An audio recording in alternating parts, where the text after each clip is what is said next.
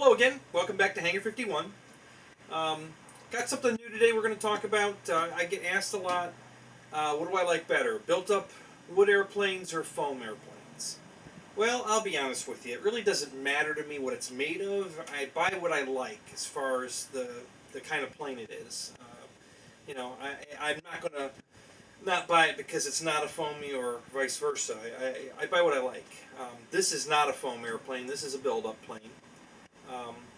I wanted a bigger DeHavilland Beaver because I'm going to make a night flyer out of this.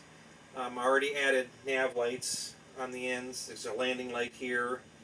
I added those. That wasn't part of the kit. Now this particular model is made by a company called CMP Models. It's available at Nitroplanes, but not in this paint scheme. The Nitroplane is a military Navy scheme. It's similar to the T-28. It's white, orange wingtips, says Navy on it. Didn't like that paint scheme. I found this one at Hobby King. And I'm not a fan of Hobby King, but this is, I think this might be an exclusive color scheme that Hobby King had made for them only. And it was more money there too, about 30 bucks more. But I like the scheme. I like this color. This is what I wanted, so that's what I ended up buying. So, and this is an ARF. Now, I said I buy what I like. Well, that's true, but there's also a value number I also look at. But the most important thing is it's got to be a plane that I like the color scheme, that kind of thing. And then a close second to that is value. What am I getting for my money? Am I spending way too much to have something that's a little bit better, or vice versa? So I look at both of those very carefully. Now, ARF on a build-up plane and ARF in a foamy plane are usually very different scenarios. Now, that's not an absolute, but generally speaking, if you buy an ARF built-up airplane, all you get is the airplane. You don't get motors, you don't get speed controls, you don't get servos, you don't get nothing. You get an airframe that is built, but not completed. So there's going to be a lot of work in putting one of these together. It's a lot more work than a foamy. It's not going to be a simple screw this in, screw that in kind of deal. This one came, none of the control surfaces were on it. I mean, not even, the ailerons or the flaps or the elevator rudder. I had to install all the hinges. And this has Fowler type flaps, so these have the hinge that sticks down out of the bottom of the plane like this, so that when it rotates down, the flap actually comes away from the wing and folds down. It doesn't just pivot down, it rolls down, because it's got a pocket it goes up to. So a lot of work putting one of these together, way different than a foamy. Foamy is usually just a couple of screws. You may have to glue, some of the kits you have to glue like the pilot in or the canopy on, silly things like that. But generally speaking, you never have to install hinges, rarely. And it usually comes with motor, speed control, and servos. That's also considered a plug and play, but that's also, a lot of companies with foamies call that an ARF.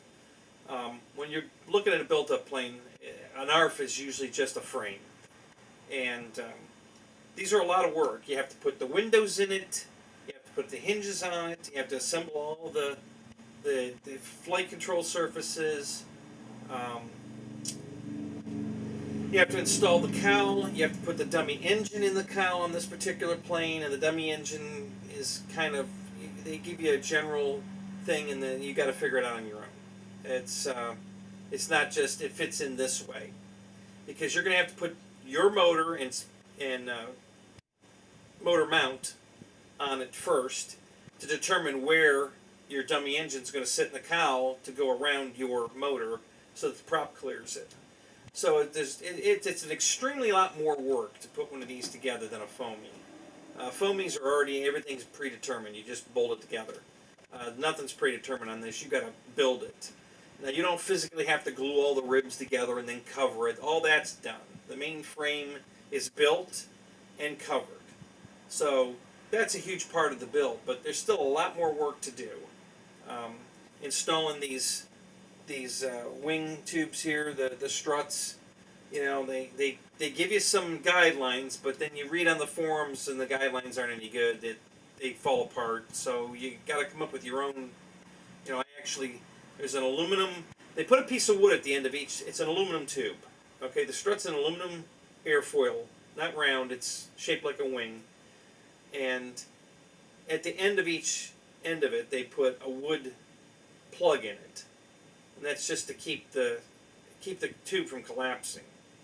And then they want you to glue an aluminum mount into it that you're going to screw to the top of the bottom of the wing and to the bottom of the fuselage. And everybody online says when they glue it, they just come out. The wood plug just pulls out and it pulls away. So I didn't even bother to glue it. I just drilled holes and through bolted it. So there's bolts going through both ends of my tubes now, right through the wood and right through the little aluminum thing I wanted you to glue. I just drilled a hole right through it and I through bolted the whole thing. So it's not coming apart. Again, you have to fabricate your own stuff. Same thing with the mount. The cowl actually is pre-drilled and mountable, but the dummy engine is not. So you're going to have to put your motor in it, decide what motor you want to put in it. That's a whole other issue as well. And then you have to set the cowl in there. You're going to have to trim the cowl and then set it in there and get the setback so that it doesn't rub the motor, because I'm running an outrunner, so the motor's spinning, and if it's rubbing against that cowl, it's going to wear a hole in it. So you got to make sure you get that right, and then you've got to make sure you've got it set in and out right so that the prop doesn't rub it. So, and then you got to figure out how you're going to glue it in. You know, so it's a lot more work to put one of these together than a foamy. So, again, if value and the plane. Okay, so the first thing I wanted a big Beaver. I wanted a big DeHavilland Beaver. This one's 1,800 millimeters. It's pretty big. There were a couple others. There weren't any foam Beavers this big, so I had to go build them. The other one I found was I think it was 1,735 or something. Great Plains sells it. I believe it's a Hanger 9 Beaver. Different color scheme. I liked it, red and gold. It was pretty. I almost went with that one. It was a lot more money than this one, so I decided to go with this one. This was I think it was 161 bucks, I believe. And I think from Nitroplanes it's 135 in the Navy scheme. Same exact airplane. And it came with seats. The doors come off. That's how you get everything in it. The doors remove. They've got like hinges. They're not hinges, but they plug into a slot in the fuselage and gives you the flexibility to do this with the door. And then there's a screw. And you slide it in, close the door, and put the screw in the door and just screw it in to tighten the door. So all four doors come off, and you have to take the doors off to put the battery in it. So it's not a quick, open a hatch, drop a battery in it, plug it in, and you're ready to fly. Now it's way more complicated than that. You actually have to unscrew at least one door, sometimes maybe two, depending on if you can get your hand in there. I've been doing two doors on the same side, so I can put my hands through one each door to get the battery strap pulled tight, and then I close the front door and screw it, and then leave the back door open to put the battery, plug it in, plug my telemetry in, and plug the cable in, and then I'm ready to go. So it's a little more work to get it in the air, a lot more work to get it to the field and put it together because it's so big. That's got nothing to do with it being a foam or not. It's just when you buy big airplanes and you don't have big vehicles to carry them in, you got to take them apart. This one comes apart very easy, actually. It's got thumb screws, one on each. There's two aluminum tubes for spars in it, and then there's a thumb screw on each wing panel that you just reach up inside, put it in, and tighten it up with your hand on each side, and that holds the wings on. And then your struts. So you have to, I leave them screwed to the wing and unscrew them from the fuselage. And then when I get it in place, I take the screw out of the fuselage and then put it back through the strut and tighten it up. And then that's it. And then, of course, you have to plug everything in. And this has ailerons, flaps, and now it has lights because I added the lights. So, but yeah, it's going to be, I'm making a night flyer out of it. If you go to my homepage, and I believe it's up in this corner over here, there's a picture of a Visionaire that's all lit up. It's not a night Visionaire. It's a Visionaire that I externally lit. It's got those winglets on it right here on the front wing. So I just put a row of LEDs on it that, on top and bottom, that illuminate the wing from external on each side, and then I put LEDs on the outside that were red and green for the nav lights. And then I added, because it doesn't have any kind of winglet on the elevator, I added one back there and put lights on it too. So there's lights top and bottom facing inward, illuminating all the surfaces externally. And then the wingtips are nav lights going outward, red and green. So it's very visible in the air. I'm gonna light this the exact same way. As a matter of fact, I ordered a set of the Visionaire winglets to glue onto the top, or double side tape onto the top of the wing and on the bottom of the wing, both sides. And I'm going to use those to put my lights on. And this already has those little stabilizers on the elevator area, so I can just put I'll just use those and put the lights on those and add them for here. And then I'm also going to put a row of lights inside the engine cowl so that the engine cowl lights up, all the surfaces light up, the nav lights will be lit, and it got a landing light here, and it should look really good in the air at night. It should be a real nice night flyer. I might even put some lights inside the cabin area so that the windows light out from the inside there. So, nice kit. It's made by CMP Models, and like I said, I think they only make it one scheme for the general public, and then if you want this scheme, you have to buy it through Hobby King. I think this is an exclusive color scheme from Hobby King. Of course, you could always just buy it and then recover it whatever color you want. If you're good with monocoat, it wouldn't be that big of a deal to just recover it. But I really like this scheme. That's why I bought it. I thought this was really pretty. But yeah, as far as the foamy versus wood, doesn't matter. I have no problems with either. I've built wood kits from scratch. Both kit form and scratch. This isn't even one of those. I mean, it's already built and covered, but there's still a lot of work to do. Putting all the hinges in, and everything you have to fabricate, your mounts and your engine mounts and things like that. So it's a lot of the work's done, but it's not all done. It's not like a foamy where you just take it out of the box, put a couple screws in it, maybe glue the canopy on, glue the pilot in, and you're done, ready to go fly it. This is nothing like that. This took a few hours a night. I would say it took almost a month to get it all set up the way I wanted it. It was a lot of work, a lot of extra work just to get everything the way I wanted it. Total hours, maybe, I'd say probably 20 hours is what I have in it, to finish it after buying the kit. Probably about 20 hours of, because you have to do everything. Even the control horns had to be glued into the flaps, because the flap servo is inside. The control mechanism's inside the wing, not external. The aileron are external, but the flaps are not. They're internal, and you have to glue this little horn that's actually up inside the wing. It's not hanging down like normal. It's inside the wing, and it drops out of the wing as the flaps go down, because the control rod is inside the wing. And these have screw-on doors that cover the servos, and the servo is actually mounted to the door. So you either double side tape it to the door, or they give you little mounts that you can glue to the door and then screw the servo to the mounts, however you want to install it. And then you screw the door to the wing, and the servo is already attached to the door. So that's how they do that. A little different, than a foamy. It's a good airplane. I like it. I've flown it a bunch. It flies real nice. It's beautiful in the air. It's big, 1,800 millimeters. So could have been bigger, but this is the biggest Beaver I could find. And I thought this would look good. I wanted the radial engine up front. I thought this would, because I wanted to light it.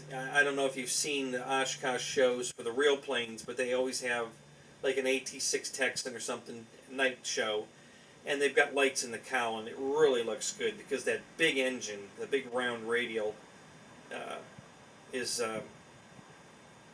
got all that room to put lights in, so that you get this big white light in the front, and then everything's lit, and they've got sparklers on it, and it really puts on a beautiful show. So I'm going to try to copy that to some extent.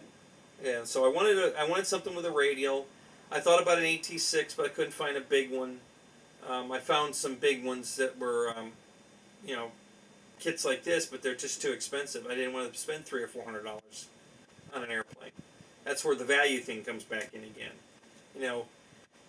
I have 165 in this, 161, 165, something like that. And I had to put all my own radio gear in it, my own engine, my own speed control. So, the price starts going up exponentially at that point. By the time you're done, I probably have,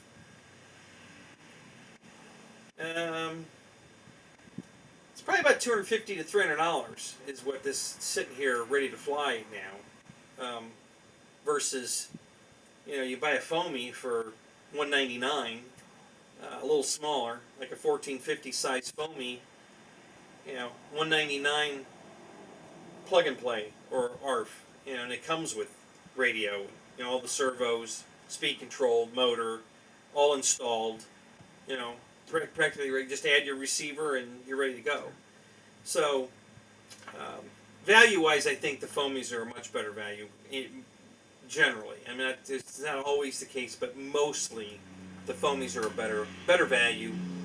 You get a better buy with the foamy, and it's ready to fly now. So if you want instant gratification, you definitely want to go with the foamy. But if there's a particular airplane you wanted, like I did with this, and you have to get a build-up to do it, just be aware. If you haven't done this before, there's going to be a lot of work to put this together, to finish it up. It's not a simple screw together and go fly it. It's usually they don't come with motors in them. Usually the firewall has it's drilled for a mount, but good luck finding a mount that fits it. If they don't give you that in the instructions, you're going to search. I couldn't find a motor mount that fit the motor holes that they drilled and the motor I wanted to use. So I had to make my own aluminum mount because I couldn't find one that fit. I searched and searched and searched. I bought 3 different ones, mail order. They got here. They were wrong. They either fit my motor or they fit the firewall, but they didn't fit the motor and the firewall. I couldn't get one that fit both, so I had to make my own. So, just another one of the part of the hobby. If you're going to do build-ups, again, definitely more work than a foamy, but the end results are good. I mean, I think this is beautiful. It was what I wanted. I'm very happy with this. It flies really good.